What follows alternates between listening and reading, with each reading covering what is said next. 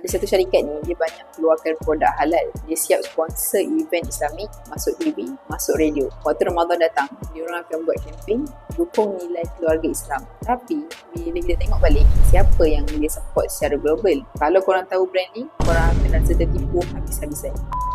Nama syarikat ni ialah Unilever. Syarikat gergasi yang memiliki bermacam-macam brand. Daripada makanan, shampoo, sabun dan banyak lagi. Kalau korang pernah dengar brand Walls, Magnum, Eton, Dove, Sunsilk, Clear, Lifebuoy, hampir semua dekat rumah kita, kalau dekat Malaysia ni, mesti akan ada 3 ke 4 produk diorang. Data 3 ke 4 produk satu rumah tadi ni based on Consumer Market Analysis tahun 2023. Setiap anak syarikat di bawah Unilever ni yang ada dekat Malaysia, diorang ni siap dapat sijil halal JAKI. Waktu bulan Ramadan, diorang taja kuis Ramadan, sponsor iftar dan buat iklan raya yang menyentuh hati. Diorang guna selebriti Muslim tempatan untuk promote produk-produk diorang. Tapi kat tempat lain, cerita dia lain. Kalau kat tempat lain, apa yang diorang buat? Kalau Unilever ni, dia ada kilang besar dekat Israel sejak 1938. Kilang ni, dia terus operate. Dia pun selepas 7 Oktober. Diorang siap kena puji sebab bantu ekonomi Israel ni berkembang. CEO Unilever sendiri pernah lawat Israel dan cakap Israel adalah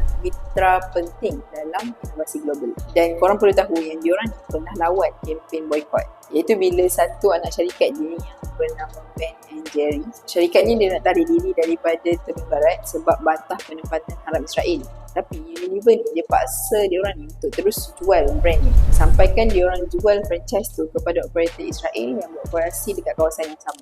Kalau dekat US dan Europe, Unilever tinggalkan image Islamik dan ganti dengan agenda liberal. Tapi dekat negara Islam, dia jual image halal, mesra syariah dan juga family friendly. Duit yang kita pakai belanja untuk produk diorang ni pergi support operasi global yang tak peduli pun pasal nasib umat Islam pada hari ini. Dan yang peliknya, Unilever ni juga memiliki Pears, satu brand sabun yang dulu guna iklan resis terhadap orang Islam dan juga orang yang berkulit hitam. Dalam iklan pada tahun 1894, diorang tunjukkan sabun Pears ni boleh memutihkan orang yang berkulit hitam. Mesej ni masih terselit dalam DNA syarikat dan sampai sekarang diorang masih promote produk skin whitening dekat negara-negara Asia dan juga Afrika. So sebenarnya diorang ni Muslim friendly ke ataupun Muslim facing je. Diorang tak sayang kita, diorang sebenarnya nak duit je daripada kita. Yang tentukan hala tuju syarikat ni bukanlah sijil halal, tapi duit kita. Kalau kita terus beli, diorang akan dapat keuntungan yang berganda-ganda berterusan. Tapi kalau kita boycott,